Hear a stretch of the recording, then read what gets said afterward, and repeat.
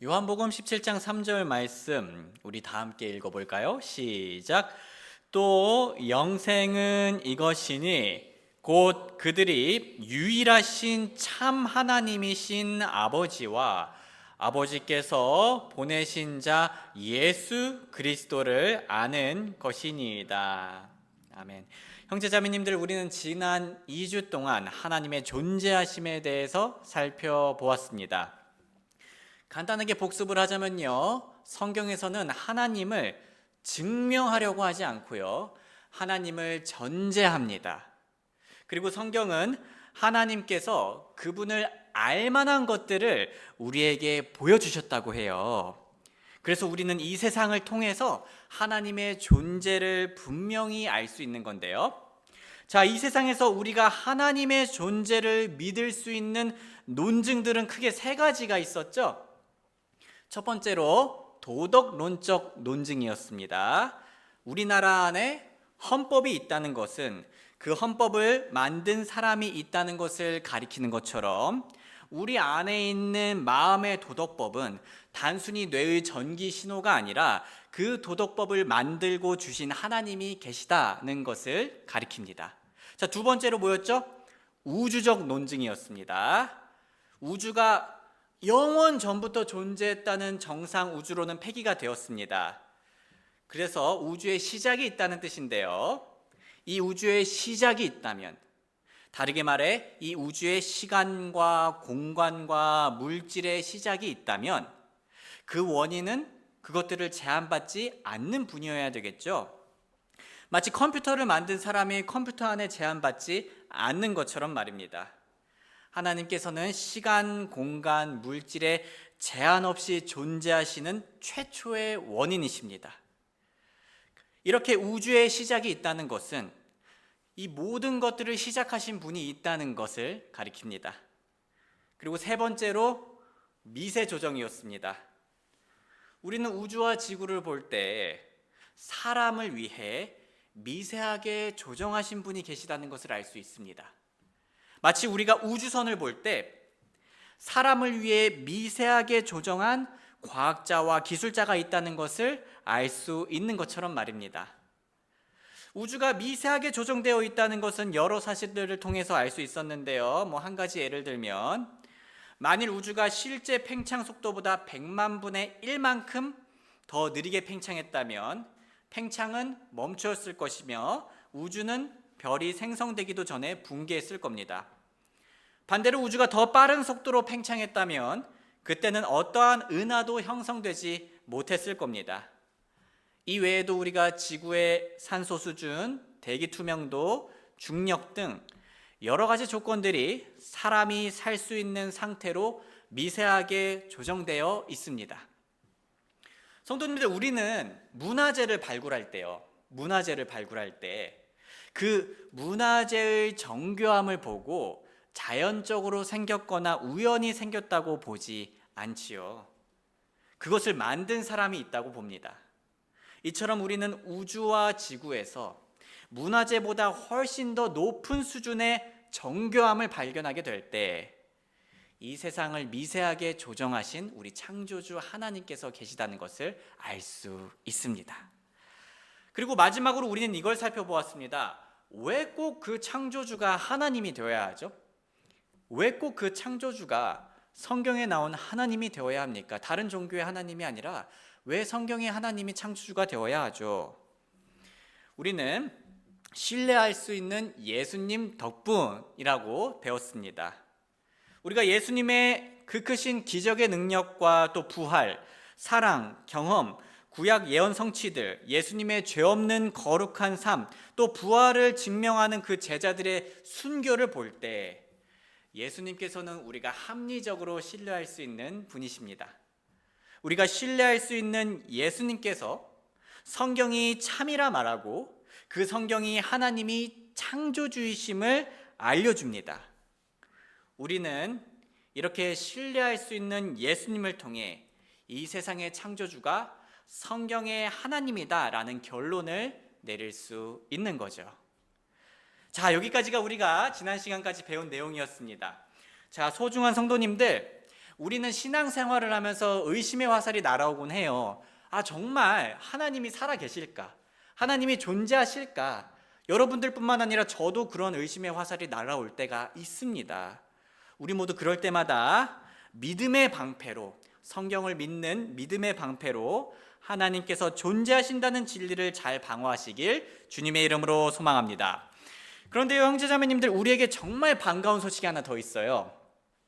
그건 바로 우리 하나님께서 실제로 존재하실 뿐만 아니라 우리가 개인적으로 알아갈 수 있는 분이라는 겁니다. 참고로 이렇게 우리가 하나님을 알아가는 삶이 영원한 삶, 영원한 생명인 건데요. 요한복음 17장 3절에 우리가 방금 이렇게 읽었죠. 또 영생은 이것이니 곧 그들이 유일하신 참 하나님이신 아버지와 아버지께서 보내신 자 예수 그리스도를 아는 것이니이다. 그래서 우리가 복음을 믿고 죄에서 구원받아서 영원한 생명을 얻게 되는데, 그 영원한 생명은 단순히 우리가 무한정 긴 기간을 얻는 것이 아니라 우리가 그 긴 기간 동안 무한한 하나님에 대해서 알아갈 수 있는 그 기쁨을 누리게 된다라는 뜻입니다. 성도님들, 아들과 딸들은 성인이 되고 나서 후회를 하곤 합니다. 부모님에 대해서 더 관심 갖지 못하고 잘 알지 못했다는 사실에 아쉬워하곤 하죠. 그래서 많은 분들이 성인이 되고 나서 혹은 철이 들고 나서 더 늦기 전에 우리 부모님들을 더 잘 사랑하려고 부모님에 대해 알아가려고 노력을 합니다. 그런데 만약에요, 정말 그런 일이 일어나면 안 되지만 자녀가 먼저 죽게 되어서 그 죽음이라는 그 절벽 때문에 더 이상 부모님에 대해 알아갈 수 없다면 얼마나 슬프겠습니까? 만약 그 자녀가 다시 살아나서 부모님에 대해서 알 수 있는 기회가 생긴다면 또 얼마나 좋겠나요? 그런데 감사하게도 그런 일이 우리 그리스도인들에게 일어났습니다. 본래 우리는 영적으로 죽어 있었습니다. 하나님을 안다는 건 불가능했죠. 하나님 아버지와 우리 사이에는 죽음이라는 절벽이 있었습니다. 우리가 도달할 수가 없었어요. 하지만 예수님의 그 십자가가 하나님 아버지와 우리를 다시 연결했습니다. 그래서 믿는 우리는 하나님 아버지를 개인적으로 알 수 있는 상태가 되었습니다. 정리하자면 우리가 영원한 죽음 때문에, 영원한 사망 때문에 하나님과 분리되었는데 영원한 생명 덕분에 하나님과 연결되어 하나님을 알 수 있게 된 거죠. 오늘은 이렇게 귀한 기회를 가지게 된 우리가 하나님을 알 수 있다라는 사실에 대해서 살펴보겠습니다. 첫 번째로요, 성도님들, 우리는 이거에 대해서 알 필요가 있어요. 하나님께서 자신을 우리에게 알려주셨습니다. 하나님께서 자신을 우리에게 알려주셨어요. 성도님들, 이건 매우 우리한테 중요한 사실인데요. 우리가 하나님에 대해서 알기 위해선 하나님께서 자신을 우리에게 알려주셔야만 합니다. 우리는 왜 스스로 하나님에 대해서 알 수가 없을까요? 먼저 사람의 한계 때문입니다. 고린도전서 1장 21절은 이렇게 얘기하는데요. 이는 하나님의 지혜에 있어서는 세상이 지혜로 하나님을 알지 못하였으므로, 또한 사람의 죄성이 하나님에 대한 진리를 거부합니다. 고린도전서 2장 14절, 그러나 본성적인 사람은 하나님의 영의 것들을 받아들이지 아니하나니 이는 그것들이 그에게는 어리석은 것이기 때문이라. 또 그가 그것들을 알 수도 없나니 이는 이 일들이 영적으로 분별되기 때문이라. 로마서 1장 18절, 21절, 25절, 이는 하나님의 진노가 불의 안에서 진리를 억누르는 자들의 모든 불경건과 불의를 대적하여 하늘로부터 계시되어 있기 때문이라. 이는 그들이 하나님을 알되 그분을 하나님으로 영화롭게 하지도 아니하고 감사하지도 아니하며 오히려 자기들의 상상 속에서 허망해지고 자기들의 어리석은 마음이 어두워졌기 때문이라. 그들은 하나님의 진리를 거짓으로 바꾸고 피조물을 창조주보다 더 경배하고 섬겼으니 그분은 영원히 찬송받으실 분이시니라. 아멘. 이처럼 사람의 한계와 죄성 때문에 사람은 하나님에 대해서 알 수 있는 능력이 없습니다. 오히려 어떻습니까? 하나님에 대해서 오해를 하기가 쉬운 상태인 거죠. 그래서 일반 계시만으로는 사람들이 왜곡되게 하나님에 대해 이해하게 되고 하나님을 없다라고까지 말하게 되곤 합니다. 그래서 하나님께서는 우리에게 무엇을 주셨습니까? 특별 계시로 성경을 주셨죠. 하나님께서는 우리에게 이 성경을 주시며 자신을 알려주신 거죠. 오직 하나님의 말씀인 성경만이 우리의 양심과 자연을 그리고 우리의 구원을 바르게 이해할 수 있도록 알려줍니다. 성도님들, 하나님께서 자신을 우리에게 알려주시는 방식에 대해서 좀 비유로 설명을 드릴게요. 우리나라 분들은 대부분 거주 환경이 아파트죠. 네, 아파트에 다들 대부분 살고 계십니다. 1층에 사는 사람은요, 5층에 사는 사람에 대해서 알 수가 있죠. 현관을 이렇게 지나다니다가 혹은 엘리베이터 앞을 지나다니다가 그 5층에 대해서 사람에 대해서 알 수 있고, 그 5층으로 올라가서 친해지면 서로 밥도 먹을 수 있고 대화도 할 수 있습니다. 그런데 어떤 분들은요, 하나님을 그런 식으로 이해할 수 있다고 생각을 해요. 내가 좀 더 나의 지식이 올라가면, 내 지혜가 올라가면, 내가 어떤 수준에 도달을 하면은 하나님에 대해서 깨달을 수 있다라는 식으로 이해를 합니다. 아니면 물리적으로 우리가 막 그 우주선을 타가지고 우주 어딘가에서 하나님을 만날 수 있을 거다라고 상상을 할 수도 있겠죠. 하지만 성도님들, 하나님께서는요, 우리가 그런 식으로 알 수 있는 존재가 아닙니다. 왜냐하면 하나님께서는 영이시고 전혀 다른 차원의 존재이시기 때문이죠. 다들 어린 왕자라는 소설의 이야기를 알 겁니다. 그 소설에서 주인공이, 그 소설 안에 있는 주인공이 그 소설의 저자에 대해 알려면 어떻게 해야 할까요? 아니, 저자에 대해서 알 수는 있을까요? 알 수 없습니다. 그리고 알려고 할 수 있는 것도 없고요. 주인공은 무슨 짓을 하더라도 소설의 저자 앙투안 드 생텍쥐페리를 알 수가 없습니다. 이름 참 어렵네요. 자, 그렇다면 그 저자가, 창작한 소설 속 주인공이 저자에 대해 알 수 있는 유일한 방법은 무엇일까요? 그 저자가 자신에 대한 정보를 주인공에게 알려주는 겁니다. 저자가 자신에 대한 정보를 그 창작물 안에 적어서 주인공이 저자에 대해 알 수 있게 해주는 거죠. 다시 말해, 오직 창작자가 주인공에게 알려주어야지 주인공은 창작자에 대해서 알 수 있습니다. 하나님과 우리의 관계도 이와 비슷한 거예요. 우리가 하나님에 대해 알 수 있는 유일한 방법은 무엇입니까? 우리가 이 창조 세계 안에서 하나님을 알 수 있는 유일한 방법은 뭐죠? 창조 세계 안에 있는 우리는 창조주에 대해서 스스로 알 수 있는 방법이 없어요. 오직 창조주가 자신을 우리에게 알려주어야지 우리는 창조주에 대해서 알 수가 있습니다. 그렇다면 창조주 하나님께서 자신에 대한 정보를 창조물인 우리에게 어떻게 알려주셨나요? 성경을 통해서 알려주셨습니다. 그런데 우리가 알아두어야 할 사실이 있어요. 우리는 하나님을 완전히 이해할 수는 없다는 겁니다. 우리가 하나님을 완전히 이해할 수는 없습니다. 우리가 하나님께서 그 성경을 통해서 그분에 대해서 알려주신 것이 너무나 감사한데요, 또 동시에 우리가 인지해야 될 것은 우리가 하나님을 완전히 이해할 수 있다라는 오해를 해서는 안 된다는 겁니다. 우리 그리스도인들은 하나님에 대해 이해할 수 있지만 완전히 이해할 수는 없는 겁니다. 이해할 수 없다가 아니에요. 완전히 이해할 수는 없다. 왜냐하면 하나님께서는 어떤 존재이신가요? 하나님께서는 우리 사람의 이해를 뛰어넘는 놀랍고 위대하신 분이시기 때문입니다. 사실 사람이 다 이해할 수 있는 존재라면 그건 더 이상 신이라고 할 수는 없어요. 오히려 하나님이시기 때문에 우리가 이해할 수 없는 현상이 자연스럽게 나오는 겁니다. 시편 145편 3절 말씀, 우리 한번 이거 같이 읽어볼게요. 시작.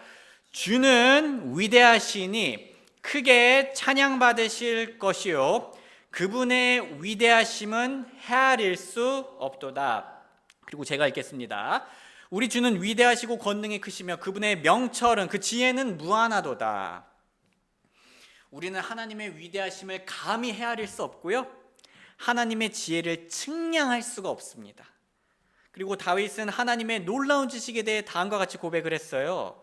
이런 지식이 내게 너무 놀랍고 이것이 높으니 내가 능히 그것에 미치지 못하나이다. 그렇게 똑똑했던 다윗이 이렇게 얘기를 했습니다. 또한 구약에서뿐만 아니라 신약에서 바울은 하나님의 지혜에 대해 다음과 같이 고백해요. 오 깊도다 하나님의 지혜와 지식의 부요함이요 그분의 판결들은 헤아릴 수 없으며 그분의 길들은 찾지 못하는도다. 왜냐하면 누가 주의 생각을 알았느냐, 또 누가 그분의 조언자가 되었느냐. 성경은 계속해서 하나님의 그 무한함에 대해서 얘기를 하고 있습니다. 그런데요 성도님들, 제가 여기서 좀 주목하고 싶은 부분이 있습니다. 지금 우리가 하나하나 생각을 해보면요, 하나님의 속성 하나하나가 다 무한하다는 걸 알 수 있어요. 우리가 지금껏 살펴본 걸 예시로 들면요, 하나님의 위대하심 헤아릴 수 없다 했죠. 그 위대하심 무한합니다. 그분의 명철 무한하다 나와 있죠. 그분의 명철과 지혜 무한합니다. 그분의 지식 너무나 놀랍고 무한하다고 나와 있습니다. 그것에 사람이 능히 미치지 못한다고 나와 있어요. 또 부요함, 자 그것을 헤아릴 수가 없다고 합니다. 위대하심, 지혜, 지식, 부요함 각각의 것들이 다 무한합니다. 그것들이 합쳐져서 무한한 게 아니라 그거 하나하나가 다 무한하신 거예요. 그리고 이것들 외에도 우리가 다른 성경 구절들을 통해 알 수 있는 게 있죠. 하나님의 사랑 무한합니다. 하나님의 거룩하심 무한해요. 하나님의 의로우심 무한합니다. 하나님의 선하심 다 무한해요. 자, 이것이 무엇을 뜻할까요? 우리는 하나님에 대한 다양한 속성들을 조금씩 알아갈 수는 있지만 우리는 하나님에 대해 그 무엇 하나도 완전히 이해할 수는 없다는 거예요. 왜냐하면 하나님의 속성 하나하나가, 하나님의 성품과 특징 하나하나가 다 무한하기 때문입니다. 자, 이 현실 앞에서 우리 사람들은 어떻게 되는 게 자연스러울까요? 겸손해지는 게 자연스럽습니다. 모든 영역이 그렇지만, 모든 분야가 그렇지만 특히 우리 하나님에 대해서는 알면 알수록 겸손해지는 게 바로 성숙한 그리스도인의 자세라는 거죠. 성도님들, 하루는 제가 다른 교회 목사님의 이야기를 들은 적이 있어요. 교회에 한 방문자가 왔다고 합니다. 그런데 그분이 그 교회에 온 첫날부터 이렇게 얘기했다고 해요. 저는 성경을 통달했어요. 성경을 마스터했습니다. 라고 자랑을 했다고 합니다. 성도님들, 그거는 정말 하나님을 모르는 자세죠. 하나님 앞에서 정말 교만한 자세인 겁니다. 그래서 이후에 목사님이 방문자분에게 전화를 해서 이제 나오지 말라고 한 건 아니고요, 교회에서 취해야 할 바른 이러한 자세와 마음가짐에 대해서 알려주었습니다. 그러자 그 방문자는 다시는 오지 않겠다고 얘기했다고 해요. 형제자매님들, 우리는 하나님의 위대하심을 볼수록, 그리고 그 거룩하심을 알게 될수록, 그리고 우리의 죄를 용서해 주신 그 사랑을 느낄수록 겸손해질 수밖에 없습니다. 제가 신학교에서 실제로 만나고 3년 동안 지켜본 교수님이 있었습니다. 나이가 지긋하신 교수님이셨어요. 그런데 이분이 제가 다닌 신학교 안에 교수님들 중에서도 가장 많이 배우신 분이었거든요. 학위라든가 그분의 커리어라든가 여러 면에서 탑이셨어요. 그리고 선교사로도 섬기면서 지식뿐만 아니라 경험적으로도 훌륭한 분이셨습니다. 근데 제가 그것만 보고서는 그렇게 크게 관심을 가지진 않았을 것 같아요. 왜냐하면 이 세상에서는 대단한 분들 많잖아요. 근데 제가 그분에게 마음이 갔던 이유는 그분이 제가 실제로 본 분들 중에서 제일 겸손하더라고요. 제가 지금 사람을 너무 높이려고 하지 않으려고 주의하고 있는데요. 제가 말씀드리고 싶은 건 그리스도인들은 하나님에 대해 진짜 알아갈수록 정말 겸손해진다는 거예요. 물론 이 겸손에 대해서 오해가 없길 바랍니다. 이 겸손은 말씀을 통해 확실하게 알게 된 것에 대해 자신감이 없다는 뜻이 아닙니다. 자신감 없는 사람이 겸손한 게 아니에요. 혹은 자기가 분명히 알고 있는 사실에 대해서 불안감을 느끼는 것을 말하는 게 아닙니다. 여기서 말하고자 하는 겸손은요, 하나님을 알수록 자신이 얼마나 아무것도 아닌 존재인지 알게 되기 때문에 겸손해진다는 겁니다. 그리고 자신에 대해서 잊고 하나님을 찬양하게 되는 거예요. 겸손한 마음으로 하나님을 더 알려하고 주변을 더 섬기고 사랑하려 하는 거죠. 그런데 누군가는 아니 목사님, 오늘 하나님에 대해서 알 수 있다고 하면서 하나님에 대해서 완전히 알 수 없다는 것을 왜 그렇게까지 강조를 하나요? 주눅듭니다. 완전히 알 수 없으면 내가 하나님에 대해서 더 알아갈 필요가 있을까요? 내가 오늘 성경 말씀을 읽을 필요가 있을까요? 라고 걱정하실 수도 있으세요. 사실 그 걱정이 이해가 됩니다. 왜냐하면 사람에게는 다들 그런 마음이 좀 생기잖아요. 정확하게 내가 완전하게 파악할 수 없는 존재에 대한 불안감. 우리는 그런 불안감이 생길 수 있습니다. 그런데요, 성도님들, 하나님의 이 무한하심은요, 하나님께서 우리한테 불안감을 조성하려고 자신의 그 무한하심을 드러낸 게 아니세요. 하나님께서는 오히려 우리에게 기쁨을 불어넣어 주시기 위해서 그분의 무한하심을 우리에게 드러내신 겁니다. 우리가 하나님을 완전히 이해할 수 없어도 우리 신앙생활에 전혀 문제가 되지 않아요. 사실 솔직히 성도님들, 우리 한번 주변을 생각해 보죠. 우리 주변에 무한한 것들은 없습니다. 다 유한한 것들만 있죠. 그런데 이 유한한 것들만 있는 이 세상 속에서도 우리가 완벽히 이해할 수 있는 게 도대체 몇 개나 될까요? 좀 가만 생각해 보면요, 유한한 것들도 완전히 이해하지 못할 것 같아요. 저는 하나도 제대로 이해하지 못할 것 같습니다.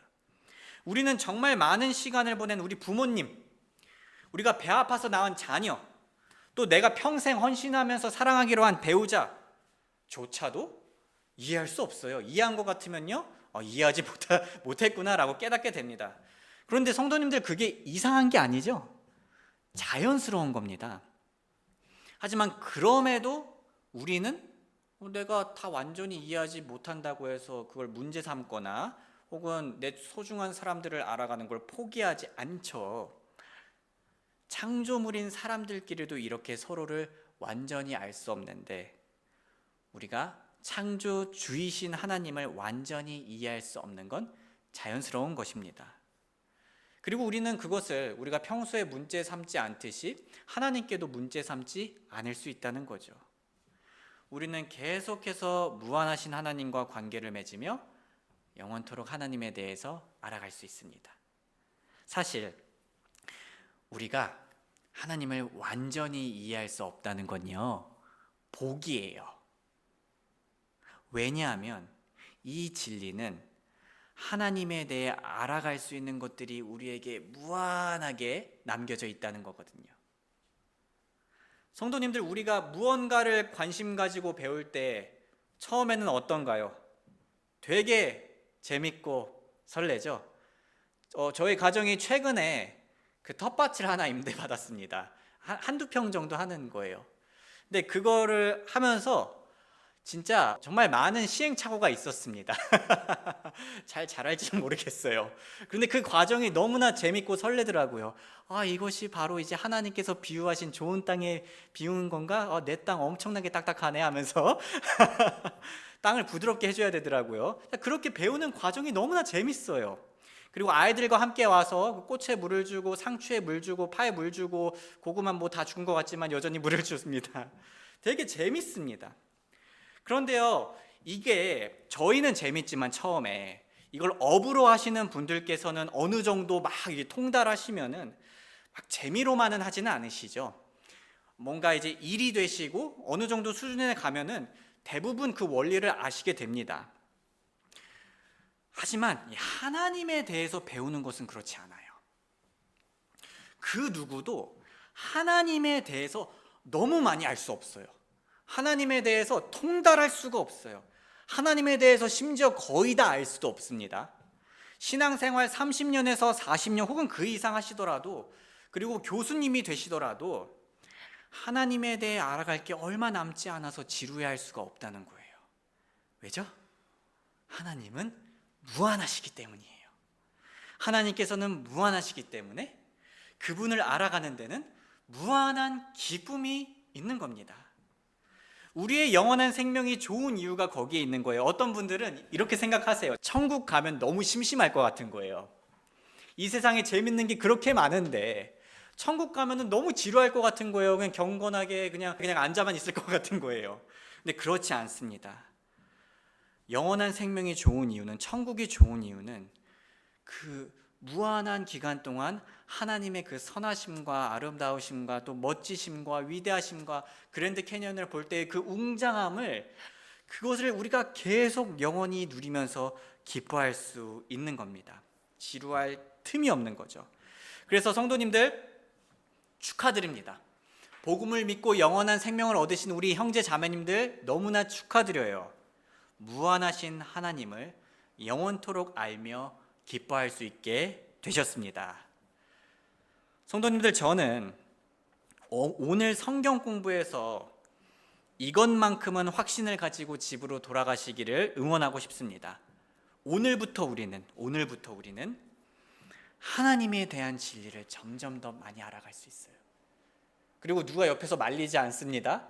이 기쁜 진리를 우리가 점점 더 누릴 수가 있어요.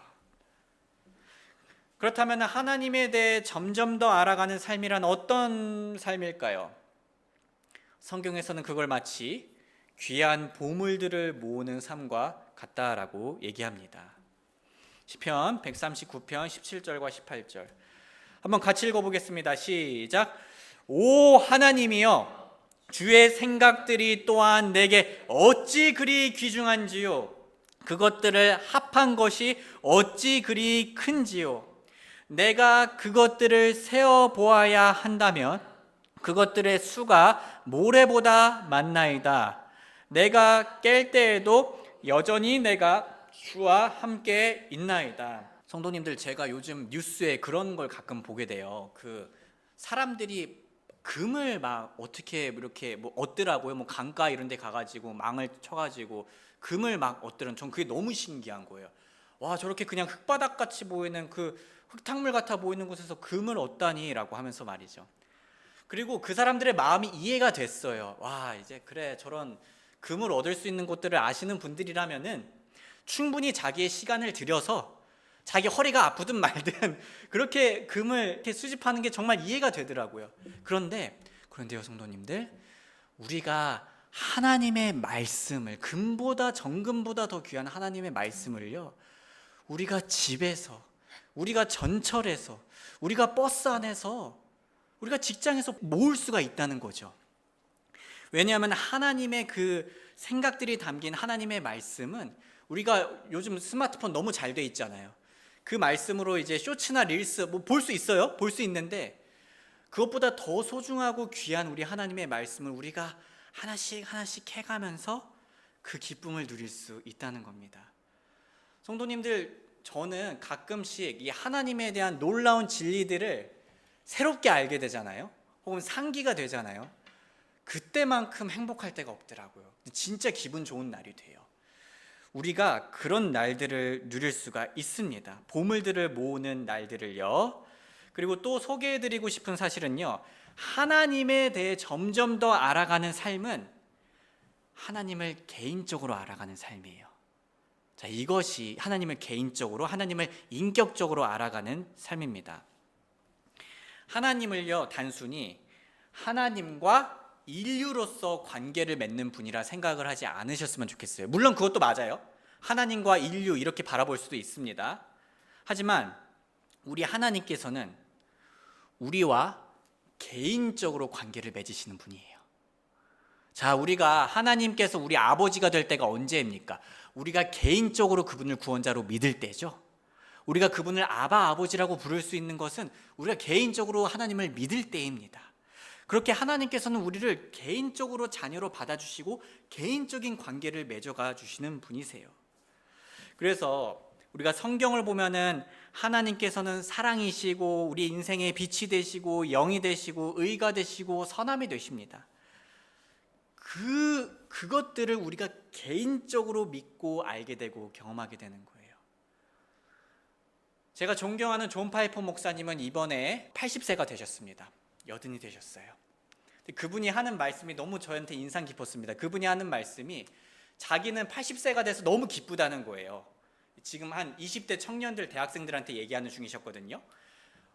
너무 기쁘대요. 왜 기쁘냐면은 자기에게는 80년이라는 하나님의 선하심을 되돌아볼 수 있는 너무나 많은 날들이 있다는 거예요. 그래서 그 청년들에게 격려를 해주는 거였죠. 자, 여러분들 나이를 먹는 거를 너무나 슬프게만은 생각하지 마세요. 왜냐하면 여러분들의 삶이 점점 더 그 하나님의 삶을 개인적으로 경험하는, 하나님의 선하심을 개인적으로 경험하는 날들로 꽉꽉 채워질 수 있으니까요. 자, 우리는 그렇게 개인적으로 하나님을 아버지로서 경험할 수가 있습니다. 로마서 8장 15절과 16절 말씀. 이는 너희가 다시 두려움에 이르는 속박의 영을 받지 아니하고, 자, 우리가 한번 구원받으면요 다시 속박의 영을, 두려움에 이르는 영을 받지 않는 거예요. 오히려 우린 누굽니까? 양자 삼으시는 성령을 받았으므로 그분에 의해 우리가 아버지라고 부르짖기 때문이라. 성령께서 친히 우리의 영과 함께 우리가 하나님의 자녀인 것을 증언하시느니라. 우리는 먼저 사랑받는 자들로서 성경을 통해 하나님에 대해 알아가게 되고, 그리고 사랑으로 알게 된 하나님의 말씀에 순종하며 또 어떤 일이 일어날까요? 하나님의 사랑을 받을 수 있는 행복한 사람들입니다. 요한복음 14장 23절 같이 읽어볼게요. 시작. 예수님께서 그에게 응답하여 이르시되 만일 사람이 나를 사랑하면 내 말들을 지키리니 이에 내 아버지께서 그를 사랑하실 것이요 우리가 그에게 가서 우리의 거처를 그와 함께 있게 하리라. 네, 이 말을 오해하시면 안 돼요. 우리가 뭐 해야지 하나님이 나 사랑하셔, 이게 아니라 시작은 하나님께서 먼저 우리를 사랑해 주셨습니다.